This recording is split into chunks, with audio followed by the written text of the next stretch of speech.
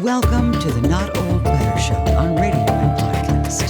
The show covering all things health, wellness, culture, and more. The show for all of us who aren't old, we're better. Each week, we'll interview superstars, experts, and ordinary people doing extraordinary things, all related to this wonderful experience of getting better, not older. Now, here's your host, the award-winning Paul Vogelzang.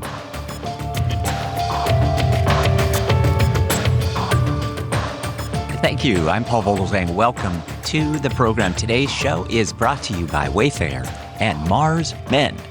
More on both in a moment. Remember when you could check a sports score, look up a recipe, or see tomorrow's weather, and the only thing you left behind was a few keystrokes? Those days are gone.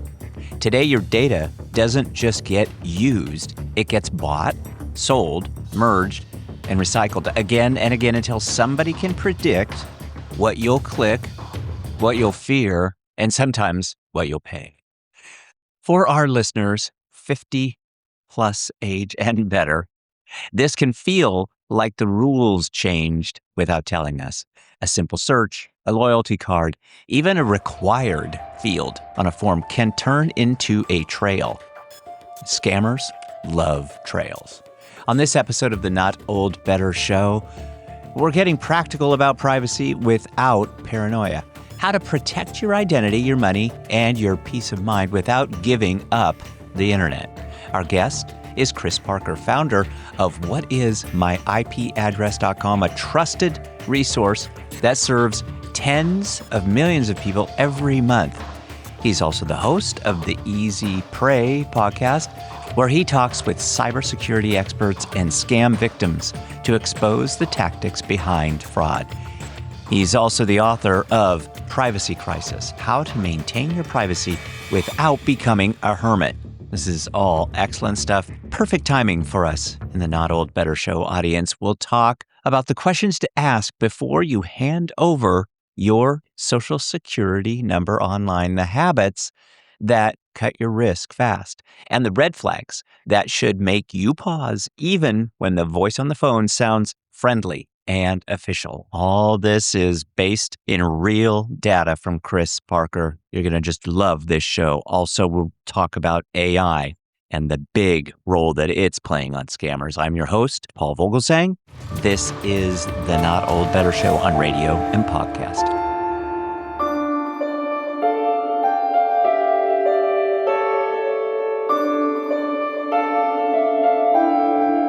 Chris Parker, thank you so much for joining us. Welcome. Thank you, Paul. Glad to be here. Yeah, I'm looking forward to getting into this, Chris. I know our audience is thinking about much of the kinds of things that you work on, and certainly your book is going to be great to discuss. Your podcast, Easy Prey, is really going to be fantastic to discuss. The work that you do, What's My IP Address, I think is going to be fascinating. We'll have lots of links for Chris Parker and his work. But I want to jump right in, Chris, with you and talk for a second about just how you really kind of came about this, because it's fascinating, the story that we think about with respect to the internet. Kind of this simple idea, one that, we're going to provide something that's going to be quite helpful. Now we have tens of millions of users. And I think it's really something that, surprised us all. But maybe you can tell us, before Google was even a verb, what drew you to this and drew you to this work, and why? Because it's all about tracking today, but it moved from, can I help me solve a problem? Yeah. It's really interesting in the way the internet has changed over the years. I originally started the site back in, I think, January 2000. So we're at 20. Oh gosh, I'm dating myself. 26 years ago, or a little bit over that. And it was a solution to a technical problem we were having at my office. We're going from mailing our catalogs via hard disk off to the printers to, hey, they want to upload us to this newfangled upload files to us. And we were excited about it because it just meant there's a couple days more that our marketing department had to work on the catalog, and gives us a little bit more time in our schedule. But they needed to know, they wanted to open up a hole in their firewall so they could allow us in to put files on their server, and they needed to know the IP address of our internet connection. And I wasn't in the IT department, but I was like, yeah, internet stuff was really neat to me. We had just gotten online at the office, and I'm like, let me see if I could figure that out. And nothing inside of our network would tell us that. And so we ultimately called our internet service provider and found out. But I went, this is really simple. There should be a website that does this. And so I registered whatismyipaddress.com. Nice. That's the question someone's going to ask. So let me create that as the website. Back in the day when registering a domain name was a couple $100, did that. Spun up a little server in my apartment complex at home because, what are you going to do back then? I don't have thousands of dollars for something in a data center, and I don't even know if data centers really existed then. But I became a habit, or became just kind of this little hobby. Eventually started monetizing it years later, became a part-time gig. When the financial crisis in 2003 happened, that was kind of my push to, my employer said, hey, can you work part-time? And like, hey, this is a great opportunity for me to invest more time in my business. And that was the time that it really took off. And, it really did change from the technical of, this is a resolution of a technical problem to now, residential, commercial, ordinary people were wanting to know what their IP address was because they were having a problem accessing their bank account. They were worried about what people knew about them when they were visiting their websites. And so it has morphed into this privacy and security business many years later. Well, congratulations on all of that work, and certainly on the book. We'll get into a lot of this, but what advice were you giving 10 years ago that you'd revise today, make that a little bit differently? I think that the way we look at VPNs has changed significantly. So tell us, VPNs are... So VPNs are a virtual private network. It is a way for you to appear that you're somewhere else on the internet. Originally, it was for employees of corporations to be able to access documents that were on the corporate servers in a way that was protected for the company. They needed a username and a password to connect up to the network and access stuff. That same sort of technology got used in the kind of the retail space of for consumers wanting to hide where they are. I don't want people to know that I'm in Southern California. I want them to think that I'm in New York. And they really got marketed as this is going to protect this is going to make you totally anonymous online. This is going to make no one will ever find out who you are if you use a VPN. And that's, I think ultimately that has been a bad marketing road of over-promising and under-delivering. Because what makes us anonymous or not anonymous is more about our behavior than the internet connection that we use. So good for things like, hey, I want to access Netflix when I'm abroad, or I don't trust the internet service while I'm traveling in China. When you don't trust the network, great use for a VPN. To think that you're totally protected and no one who's going to know who you are, not real great at doing that in most cases. The line that I read that really is attributed to you is, my data is currency. And that certainly is catchy. It's also really this kind of chain reaction, I think, has happened as a result of that. Maybe tell us a little bit about what that means and why it powers so much of the web. Unlike money that we are all kind of led to believe, it's really all about data. Yeah, probably the best example that everybody will say, I've got an account there is Facebook. Facebook, this free service where you can connect with your friends and family and find out the new. Now you can find out the new. Used to be just for college students, but now you can connect with your friends and family, find out the news, find out about products and services. I think in 2025, their revenue was $200 billion, And of their billion users, none of them paid a penny to use the service. I think they charge for some services now, but for the most part, I've never, as a consumer, I've never paid Facebook money. My wife has never paid Facebook money, yet they generated $200 billion in revenue just last year. So they've got something there that's of value. And that value is the data that we provide them, that we willingly, voluntarily give them. It's who you're connected to, the things that every page that you like, every post that you interact with. And even more so, it's not even necessarily the posts that you interact with. You don't even have to like, click, or comment for them to know that you were interested in that. You stopped scrolling and you read it and you spent 5 minutes on this post. They know that you found that interesting. Was it about politics? Was it about a product? And all that becomes marketing fodder. Okay, now we can target ads to you. We can sell to people not even related to Facebook in order for them to target you. And people pay tremendous amounts of money for targeted advertising, because if I could sell a product for $10, $10 profit, I might be willing to spend $5 to get in front of the right customer. Whereas previously, I had to be in front of millions of customers, so I could only pay a cent per customer. What is the most valuable yet kind of boring data point that we do give away? We don't even realize that it might be worth something, and we don't even think about it. Transactional data. We give it to our credit card companies every time we buy something. They may not know what you bought at Walmart, but they know what Walmart you went to, how frequently you go to Walmart. They know if you're spending money at the bar, they know, this person probably likes alcohol, and they're going to sell that information to marketers to target you. Let's talk about this kind of triage that really kind of takes place within the web: public versus private versus secret. Mm-hmm.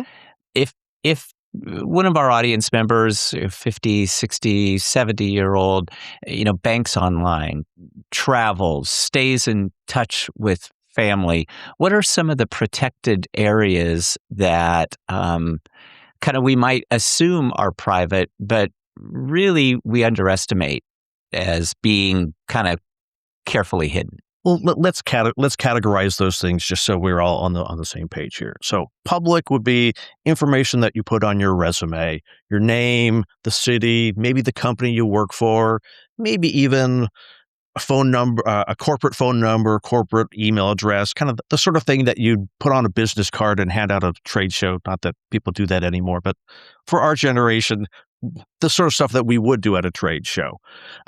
Private would be information that you share with family and friends and trusted companies.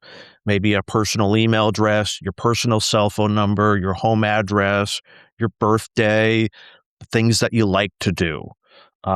Secret is going to be things like passwords, social security numbers, two-factor authentication, your banking records, your tax records, your health records, like anything that could cause you harm if it was exposed to the public, that someone could use that to either manipulate you or, that could impact your life.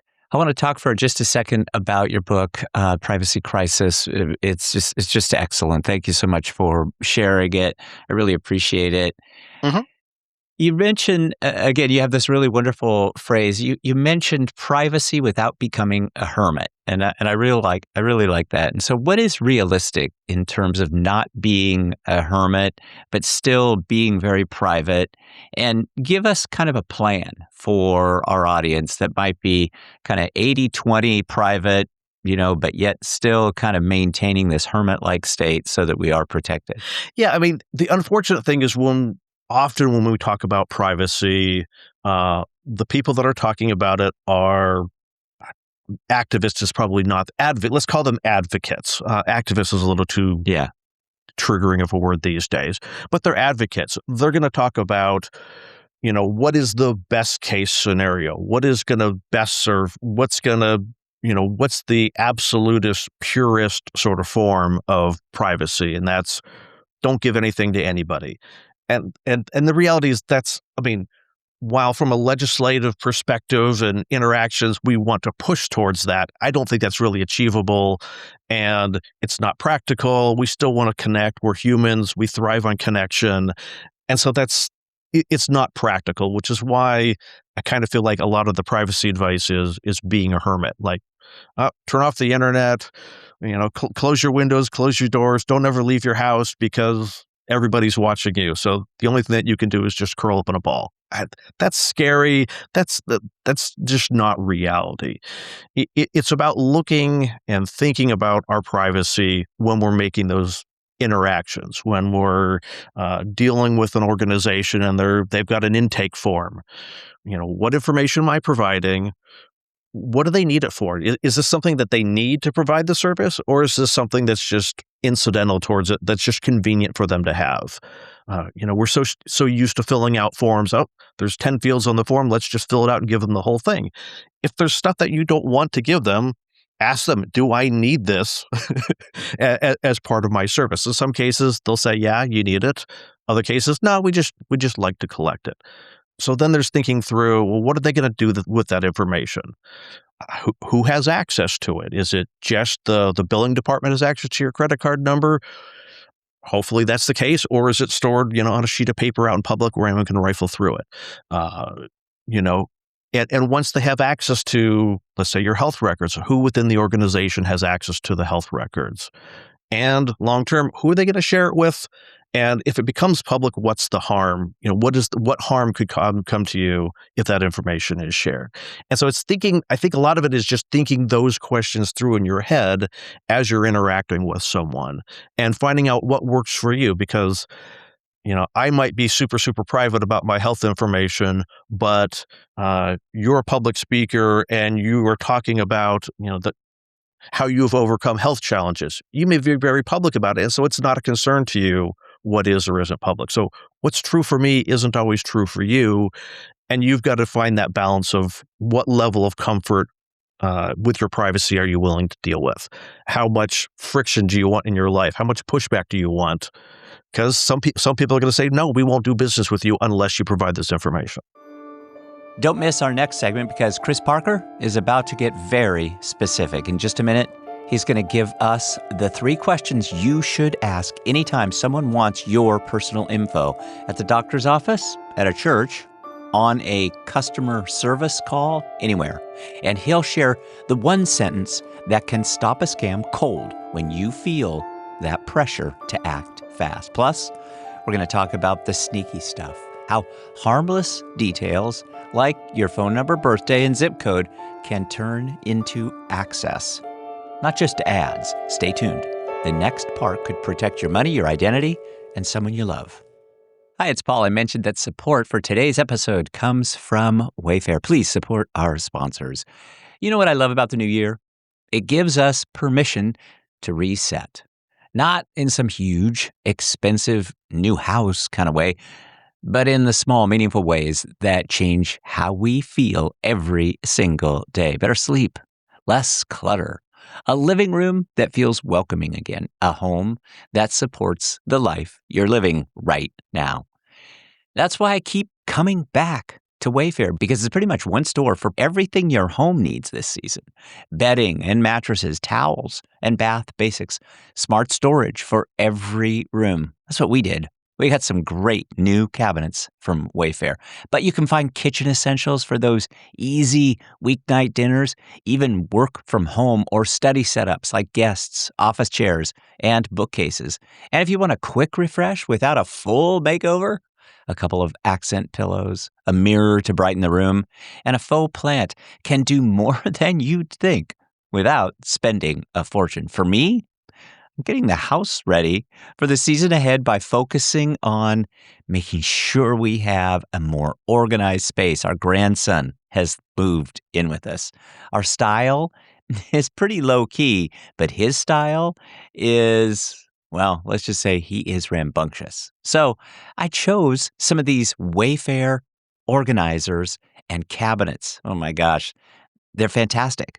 It makes the room just look more organized. It's also an easy thing for us to use and so simple for us to put all of our material in so that it stays out of the way and our grandson can have easy access to the things that he really needs. And I'll tell you, when it showed up and I put it in place, it immediately made our family room feel that much more organized, calmer, or like home. And that's the convenience. Wayfair has a huge selection. It's easy to find what fits your taste and your budget, and you can knock out a whole New Year home reset without running all over town. This is great stuff. So please remember, this episode is sponsored by Wayfair. I'm sharing with you about what I picked out. So get organized, refreshed, and back on track this new year with way, way less money. Head to wayfair.com right now to shop all things home. That's Wayfair, WAYFAIR.com. Wayfair, every style, every home. We'll be right back with Chris Parker. I mentioned that our sponsor is Mars Men. I want to tell you a little bit about them. On January 2nd, I had a little wake-up call. Regular morning, quick workout, errands, and then by about 2 p.m., I felt that familiar dip, a little bit of brain fog. I had low patience, and that why am I so tired feeling. When your energy is inconsistent, everything shrinks. You skip the walk, you say no to plans, and you don't feel like the let's do it version of yourself. So I went down the rabbit hole. Low testosterone kept coming up. And when you hear just do TRT shots for the rest of your life, that is not the path I want to jump into. Needles and dependency? Nope, not for me. That's why I ordered from our sponsor today, Mars Men. Their combination products offer a potent natural testosterone support stack. Ingredients like Tonkat Ali, Shilajit, zinc, and boron. Made in the USA, third-party tested and backed by a 90-day money-back guarantee. My experience is I'm feeling a lot more consistent energy, stronger lifts, better focus. This is going to help me turn back the clock on the new year. I've got this steady drive for work, family, and keeping up with my glorious grandson. I am excited every single day, and I'm grateful for the products from Mars Men. For a limited time, our listeners get 50% off for life, free shipping, and 3 free gifts at Mars Men when you go to mengotomars.com. All of this is going to be in our show notes. But again, for a limited time, our listeners get 50% off for life, free shipping, and 3 free gifts at Mars Men when you go to mengotomars.com. After you purchase, they'll ask you where you heard about them. Please support our show. Tell them that you heard about them right here on the Not Old Better Show. Thanks, everybody. Our guest today is Chris Parker. He is CEO and founder of What's My IP Address. Chris, fascinating to me to learn that What's My IP Address is one of the top 3,000 websites visited online on the planet. I think that's just fascinating. Chris is also author of the book Privacy Crisis: How to Maintain Your Privacy Without Becoming a Hermit. A wonderful book, so helpful. I just, again, I so appreciated you sharing it with me. I know my audience is going to be really interested in all of this, Chris, and all of your work. We will have links so that our audience can find out more about What's My IP Address and your new book, Privacy Crisis. I want to talk to you a little bit about your podcast too, because I found that to be really interesting, and I want to share that with our audience too. Really a great title, Easy Prey. And I think so many of my audience are very vulnerable online. We are kind of easy prey. We're wanting to keep up. We certainly want to communicate with family. We want to try to order online, but there are just so many scams. And you talk a great deal on the podcast with scammers and experts about how to kind of prevent some of the scamming that is going on. So tell us a little bit about the scammers that are going on today, because they've morphed into completely different realms today, and AI is contributing to some of this scamming. But you're really an expert at this, and again, Easy Prey is a fantastic resource for our audience to learn more. But tell us a little bit about some of the scams. Yeah, so I think the kind of the premise that most people think about scammers is they're one individual and they've got these specific individuals that they're targeting, that they're like, hey, I'm going to go after this CEO, or I'm going to go after this individual, someone that they know or someone that they've interacted with. And that's not really what we're seeing in the threat landscape these days. Unfortunately, what we're seeing is organized crime, families, Asia, Middle East, Eastern European, in the U.S. have set up organizations where their business model is to separate people from their money. And the techniques that they choose to use are going to change over time. They run like any organized business does, that they have employees working for them and they've got quotas of the amount of money that they need to scam from people. If they don't meet their quota, either really bad things happen to them or they get trained on, well, here's how to do a better job of convincing people to give up their bank account number. And these people are doing it. It's their livelihood. It's their practice. It's what they do their research on. And so it's not the guy in the basement as much as we might like to think that it is. It's criminal organizations. And that's where it gets scary, because we might be able to protect ourselves from this random person in their living room. But when it's a criminal enterprise that has a decade of experience, that's probably a lot more than what you and I are thinking that we're dealing with. And it used to be, the advice I would give people 10 years ago doesn't work anymore. Technology has advanced. It used to be, yeah, if you think that person you've met online isn't real, you have any questions, just jump on a Zoom call with them, do a FaceTime with them. And if they won't get on the FaceTime with you, yeah, they're probably like, there's something shady going on, just cut it off. But nowadays, well, you could do real-time facial, they could look like anybody. They could change their accent. They can do whatever they want. And now it becomes, that's not a good enough mechanism to validate whether someone's real or not. And that in and of itself makes things really challenging. And it makes it complicated to provide advice, because it used to be, hey, just watch out for these 3 red flags. They won't jump online. They won't jump on a video call. Their English grammar is bad. Whatever the other things were, like, I've forgotten about them these days. But those things don't work anymore with AI and ChatGPT. They can clean up their language in real time, in chats and text messages and voice cloning. That can all be done real time, and they can sound, hey, they're pretending to be someone from England, and well, now they've got an English accent. Now they're pretending to be someone from France. They now have a French accent.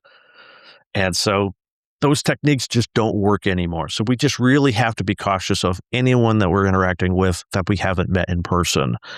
And it's just really challenging. And I'm going to start rambling here, but they're going to change the things that they exploit. Like, probably all of us in the last 6 months have gotten a text message that was, hey, do you want to go golfing today? And you're like, I don't know who this person is. Or you get the message of, hey, I just wanted to check in and see how my dog's surgery went. Is he okay? Things that kind of pull at our heartstrings, and that the politeness of our society, particularly those of us that are, not in our 20s anymore, we feel this social, we have this social code that when someone makes a mistake or calls the wrong number, you tell them, oh, I'm sorry, you've got the wrong number. And that is now the beginning of, you've now engaged with this person. And it's like, oh, thank you so much. I apologize. I didn't mean to disturb you. And hey, I'm just kind of curious, well, who are you? What do you do? And then it turns into, hey, at some point, it'll turn into a financial scam of some sort.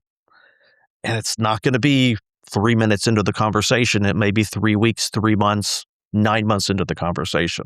It's interesting, kind of in my research for our conversation too, I learned that it isn't often the urgency kind of scam, but these scammers are preying on our loneliness. Certainly, they're preying on this politeness aspect that you mentioned. And you have this really great way of kind of breaking the spell. You call it a spell breaker script. And I think that's really a good way to put it, because as we get caught up in kind of some of this manipulation that's going on in terms of the scanners, we need to just stop.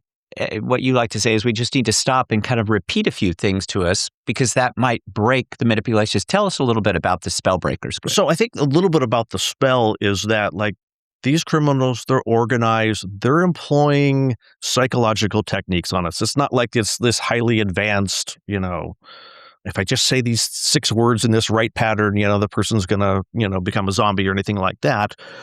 But they're doing things that bump us out of our kind of our regular state of being. They trigger things in us that make us anxious. They produce a little bit of fear, and they're getting better at doing these things of, well, the cop's not on the way to the front door right now, but maybe it's a little bit of FOMO that if you don't do this, something may happen down the line. And they push us out of this, our normal state of thought where we can think rationally and think reasonably, and we start acting emotionally. And so we should always be thinking to ourselves, like, am I feeling emotional right now? And that should be, take a breath, with any of these things, it's, tell yourself, do I need to do this right now? I can wait 5 minutes. I can wait 10 minutes. Let me call you back later. Oh, I'm driving right now. I can't do that while I'm driving. And the scammers are going to, the history is the scammers get annoyed by that sort of stuff. And, oh, no, you don't understand if you don't do this. Then they start getting, going into all the crazy stuff. Well, if you don't do this right now, then this is going to happen. But in those beginning conversations, it's a matter of really the thing that we have to do is just stop, take a breath, separate from the issue, and buy time to get us back into that rational state of mind. Is this reasonable? And start questioning that. But it's really hard to do when you're on the phone with the person, when you're in the midst of exchanging text messages. You've got to break the spell. You've got to step away from it, breathe, and then think, is this reasonable? My wife and I are new grandparents, and we're posting lots of photos. we're happy as can be. Our grandson actually moved in with us in April of last year, and so it's just a wonderful time, and we're very much caught up in the emotionality of this. I want to talk about some of this idea that you refer to as kind of multi-generational issues around privacy, and maybe tell us. Well, first of all, maybe draw the line for me and my wife and give us a kind of a sense as to what never to post about our grandson, and then maybe help us kind of develop this privacy mindset a little bit. You should really never be posting information about where they are, how to get a hold of them, or how someone else can interact with them, whether it's an email address, a phone number, a username on a gaming site, where they go to school. Like, these are the things that we love to boast about with kids of, like, hey, they're now in the 4th grade at Rancho San Joaquin Middle School. And while that doesn't put us at risk, it potentially puts them at risk for future interactions. I think one of the things that you can think about is, for people our generation, when we look at our financial accounts, when we go into our bank accounts, they've got all these extra random security questions. What street did you grow up on? What was the name of your first pet? Where did you go to elementary school? Who was your first, your first best friend? Those are really awful security questions that no one should ever be asking, but they do. And so, one, I would say, never answer those questions with the truth, because the truth is out there. But we can't control that for other people. So we need to not be publicizing that information for our kids and our grandkids. Let them make those decisions later on in their life. Anything that could be used to identify who they are is stuff that we really should be avoiding. Absolutely no public posting. It should be to friends and family only. Even though those things, I bring it into friends and family, make a decision. My Facebook account is not accessible to the entire world. Very helpful. Chris Parker, just great insights into this issue, and certainly so helpful. Again, Chris Parker's been our guest today, CEO and founder of What's My IP Address.com, one of the top 3,000 most visited sites. Also, another quote that I found, a fact about your work too, Chris, is that you're helping more than 13 million visitors a month with some of these issues. Chris Parker, thank you so much for your time. I appreciate you being so generous. As I say, we will have links to all of Chris's work, this wonderful book, Privacy Crisis, that Chris has written, How to Maintain Your Privacy Without Becoming a Hermit. I love that title. Thank you for sharing it with me. Thanks so much for sharing it with our audience. And I guess just selfishly, Chris, I'll just ask you, as you do more work on this, please come back. I know our audience is going to just value this, and I know things are changing so quickly too, so we'd love to hear again. With respect to any show notes, if anyone goes to privacycrisis.com, they can download a copy of the book for free. And I believe in eating my own dog food. There is a link on the form that they can click to download the book without even giving up their email address. Thank you, Chris. Yes, because I gotta believe what you say. That's going to do it for this episode of the Not Old Better Show. Remember, today's show is brought to you by Wayfair and Mars Men. Please check out our show notes today for details and great deals from Wayfair and Mars Men. Please support our sponsors. Big thanks to Chris Parker, founder of WhatIsMyIPAddress.com, host of the Easy Pray podcast, and author of the excellent new book, Privacy Crisis, How to Maintain Your Privacy Without Becoming a Hermit. My thanks to Chris for reminding us that privacy isn't about hiding. It's about staying in control. And if there's one takeaway to keep in your pocket, it's this: pressure is a clue. Urgency, secrecy, read me the code, pay with gift cards. That's not customer service. That's a trap. If today's episode made you think of a parent, a spouse, a friend, please share it with one. A conversation can save someone a lot of money and heartache. For today's story and our full back catalog, listen anytime at notold-better.com. And keep up with us on social media. Twitter is at notoldbetter, and Instagram is at notoldbetter too. This is a production of NOBS Studios. I'm Paul Vogelsang. I hope you'll join me again next time. But in the meantime, be safe. Please, let's talk about better. The Not Old Better Show on radio and podcast. Thanks, everybody. We will see you again next time.